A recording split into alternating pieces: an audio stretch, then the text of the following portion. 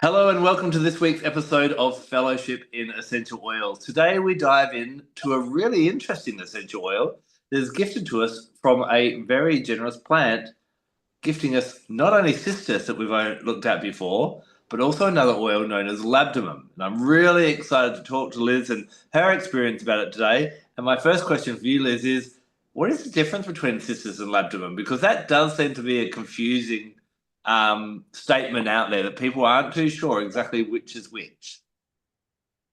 Yeah, so first of all, I'm going to say that as a good Wolverhampton Black Country girl, I say labdanum. So, so labdanum rather than labdanum. I don't know which is right, but I've always said that. Hmm. Um, the next point to clarify is that if you are using labdanum, the chances are it's not an essential oil, it is an absolute. Although there is an essential oil of labdanum, but it's rarely like seen on the marketplace. Um, and the plant actually gives a third really famous medicine, and that is the rock rose flower essence that you see in batch flower remedies. So the Cistus rock rose has beautiful pink flowers that have like almost like black fingernails in each petal, and then the leaves are right almost they're very almost like a shrub, and they're quite not spiny, but they're rigid, and the leaves exude like a sap when it gets hot. Mm. So the hotter the temperature, the more that it makes, and the leaves become really, really sticky. And it's this exudate that is distilled or solvent extracted to make labdanum. And this has been collected since time immemorial.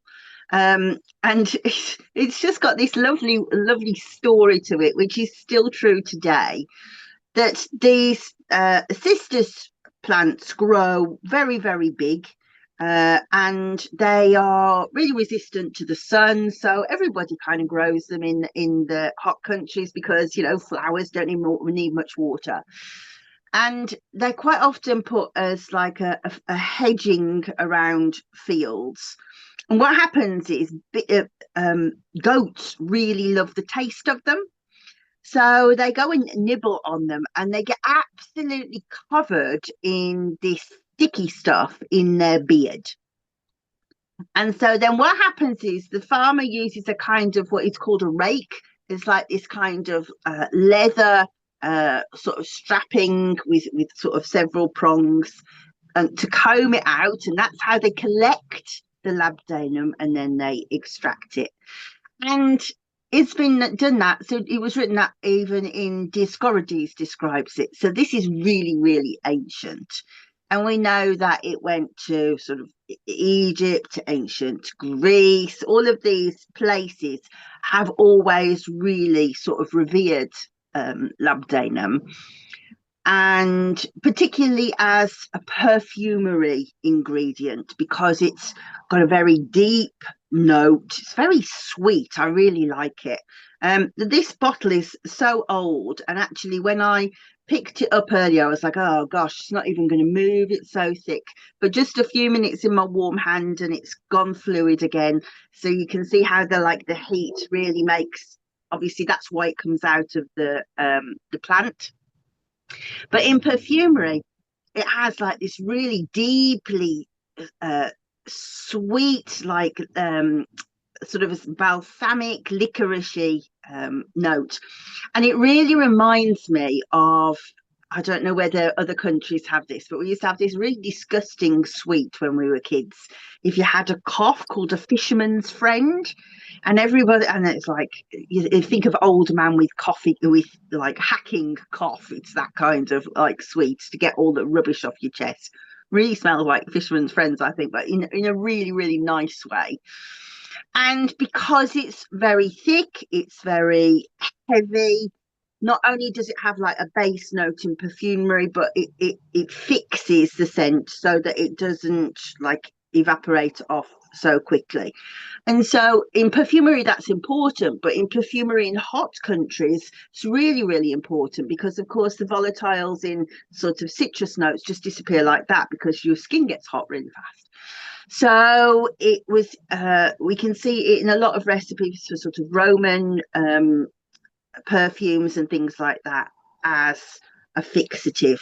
But also, we think it was probably used in temples and in religious practice because it has a very similar fragrance to something that is protected now. So if you look in the Bible and you see the royal incenses, sorry, the holy incenses, there's an ingredient in there called onycha, which is a mollusk. And when it's crushed down, it has this lovely rich fragrance to it. But it's quite a rare mollusk, and for a long time it's been like, no, we don't use that. We don't also use ambergris. So again, it kind of takes the place of ambergris because that's like a secretion that the spermety makes. So it takes the place of two really fundamental perfumery ingredients. And so you see it a lot in expensive perfumery right through time. And if you look at sort of writings by P.S., who was like a really famous perfumer in the 19th century, he kind of doesn't have anything different to say that. He just says this like this really ancient smell, mystical smell that really takes him back through time. And I would agree with that entirely. Yeah. Mm-hmm. So just to get really clear, in modern day aromatherapy, the Labdanum absolute, is that a solvent extracted from the leaf, or do they actually take the gum off the leaf first? The gum. The gum. Okay, got you. And so Yeah, then we call cistus, it. what is our cistus essential oil from that plant? Oh, the flower. The flower. Okay, got you. Mhm. Yeah. Yeah. So just in like the most simple vision of like the plant would be, you have the silvery leaves underneath, and then this pretty pink flower with these like fingernails. And I think it's fascinating, fingernails, because that's exactly what the onycha uh, um, mollusk looks like as well. It's like a fingernail. And then so cistus, they take the top off, use the petals, and labdanum, it's the sticky stuff that comes off the plant. Gotcha, got you. Now, I've been smelling mine, and I would say it reminds me of like a dark and mystical kind of new age shop or spiritual shop and that type of thing. And you've talked about how it's been really popular in perfumery. Does it have any physical healing attributes that you might use it for? Yeah, it's really good for skin, and particularly older skin. So it's always been used for sort of really deep set wrinkles and sort of sun damage. Mm-hmm. But there was a trial done in 2022 that wanted to measure exactly how good it was. And they proved that it inhibited elastase by 22%, and it inhibited nitric oxide by 98%. So nitric oxide has many properties in the body, but in the skin, it definitely works like a free radical. And elastase, its job is to inhibit elastin. So elastin is what is almost, it like comprises collagen, so it makes your skin look taut.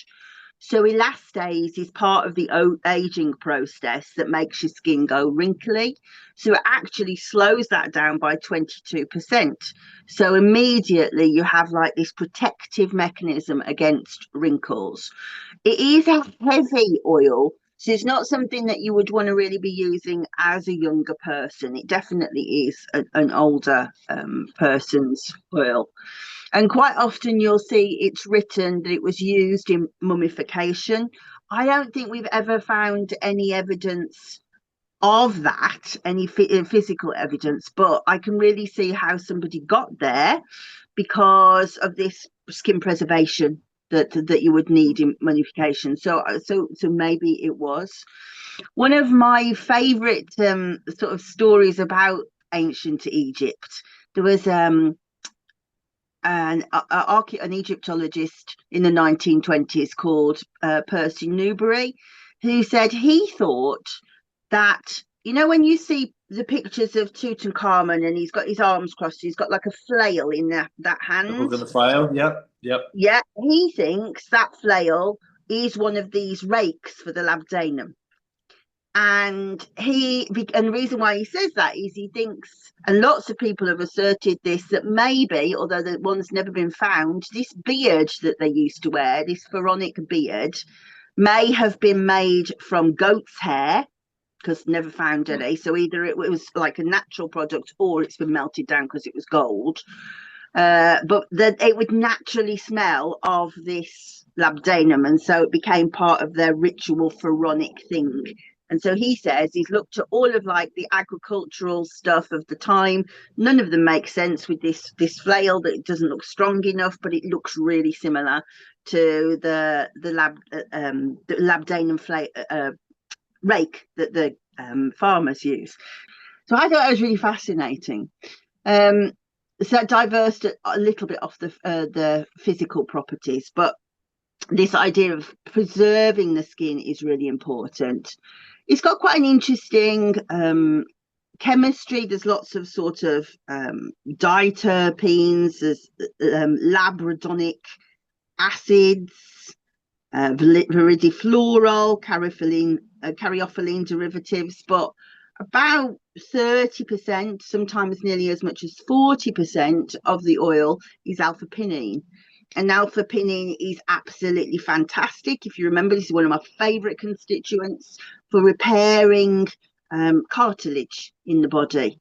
So for people who have things like osteoarthritis, where the cartilage is breaking down, then that is really good. So any kind of problems where there's really deep pain in the body, like rheumatism, arthritis, because it's very slowing, it's very sedative, very masculine, makes really good treatment as part of an essential oil blend for massage. It wouldn't be one that you would use on its own, but it's really soothing and sedative and really knocks you out. It does have some mild antimicrobial properties, but the skincare side is definitely the aspect. And so even if somebody's got sort of itchy, flaky skin from eczema and it's breaking down, and you wanted to restore the integrity of the skin barrier, then labdanum is really good. So things like psoriasis, because it softens it, dermatitis, all of those things respond really well to labdanum. Amazing. Now, I love what you're saying about how it's quite grounding. I find this oil to be both kind of grounding, but also it's a spiritual oil. And although it's very, very different in so many ways to sandalwood, it kind of would maybe sit in the same box as sandalwood. So I find this one's a really great oil to work with when we're going through some transformation in our lives. When we're, it's time to go to the next chapter. We're moving somewhere, new job, new relationship, new home, something like that type of thing. And there's two things we kind of look at or what we're seeking for at this time. We need to stay grounded in this, but because we're kind of going into a new environment or a new situation, we also need to call on those skills of, following our intuition, getting guidance and being connected spiritually as well. And this is where I'd really love to lean into labdanum. I love the idea of using it in skincare. I'd love to really massage it into the third eye chakra to just kind of settle the mind so that those spiritual kind of skills can come through and we can connect with that and be guided by that rather than be overwhelmed by something that is coming that might throw us off, because we have to basically be prepared to expect the unexpected. I think that's all really good. Yeah, I agree entirely. I think it's become kind of a bit of a strange thing these days that it's almost like we talk about spiritual practice, and grounding is the opposite. Grounding is when we come back down. Yeah, But true. that's very much like a 21st century way of seeing spiritual practice. So, for example, if you were in ancient Greece or if you were in ancient Egypt, there would be those mysteries to do with elevation, but also there's the chthonic mysteries that are to do with the earth and the things that happen below the earth, the burial rituals, those to do with life and death. So it definitely has this kind of chthonic effect. So to do with the idea that there is something after. You talked about transition. This is about transition between death and what comes next.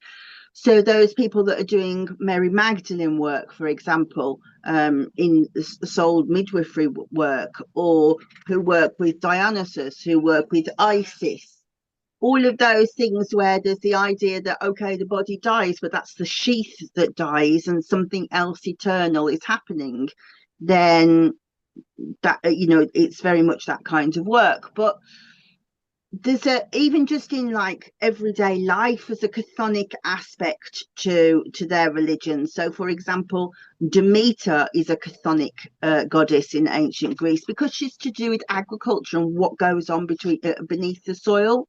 And so any kind of work that's to do with earthwork, to do with ley lines, to do with making the invisible visible, can be really good work with Labdanum. And because it's really slow, you don't go out your head. You stay absolutely present in the work that you're doing, and it's very good at shifting your gaze from the ordinary to non-ordinary reality. Yep, I think that presence would be probably a key word that you could use for Labdanum. Is that real? It keeps you present as you navigate through whatever that may be. I also love how you were saying that that spirituality isn't always about going higher or lifting off kind of thing, because especially for individuals like ourselves and those that are listening and watching, they're going to find magic not just up there, but in the earth and around the earth and all around them. So I think this is a really powerful tool to maybe help us connect with that. Yeah, would this be an angelic oil? Definitely not, No, kind of thing. But absolutely more connected with the magic upon this planet rather than the magic of the heavens. Would you agree? Yeah, I do agree.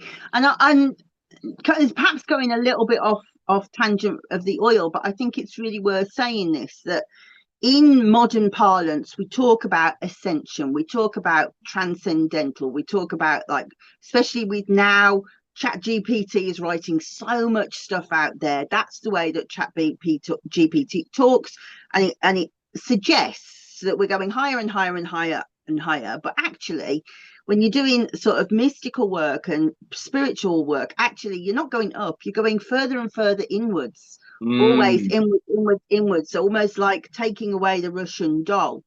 So it definitely is that kind of work. If you're meditating to kind of go, oh, I'm going to ascend, the ascension is becoming more and more yourself, taking away all of those sort of past lives and all of the stuff, parental conditioning and stuff. So it is ascension, but it's not that way, it's that way. Yeah. It's incension, not ascension. I'm just making up words now.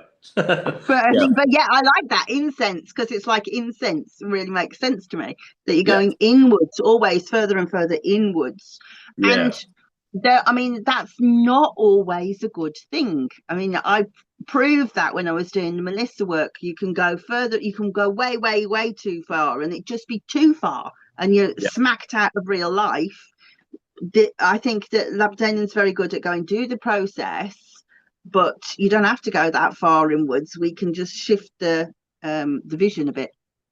So do you think someone who is maybe feeling a bit depressed or is really kind of caught in their own gloom or grief at a certain point in time, maybe spiritually this may not be a good oil to work with? Or do you think it could still assist in some way?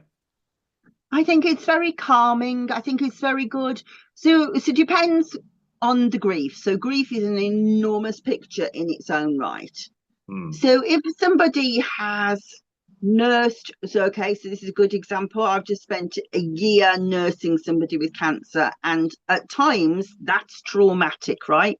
If you're left with the trauma of that grief, that's whether somebody's recovered or not recovered, and there's trauma left, then absolutely that's what this plant does, right? That's absolutely Cistus, rock rose, Labdanum, that's what that's about. But if it's just like I feel gloomy and I feel sad, and actually I just really want to be over this and I just want to get out of the gloom, then no, this makes you sit there, you know. So you would be better using things like rose and the more traditional sort of prescription. That's a terrible word. It breaks down every FDA law, but those kind of prescription ones of like for grief, you would use um, um, rose, or you want to uplift somebody and say, monarda or yuzu or bergamot. Depends what you're trying to do with that grief. But certainly, if somebody is traumatized in their grief, then yeah. So what chakra do you think this one would resonate with? I think it's crown chakra. Okay, yeah. I tend to, find I place it more in the third eye just because of it. I find it kind of settles the mind a little bit in that intellect aspect of the third eye chakra, but at the same time opens up the intuition. So it kind of balances, a lot of people when they think of the third eye chakra, they focus on that intuition side.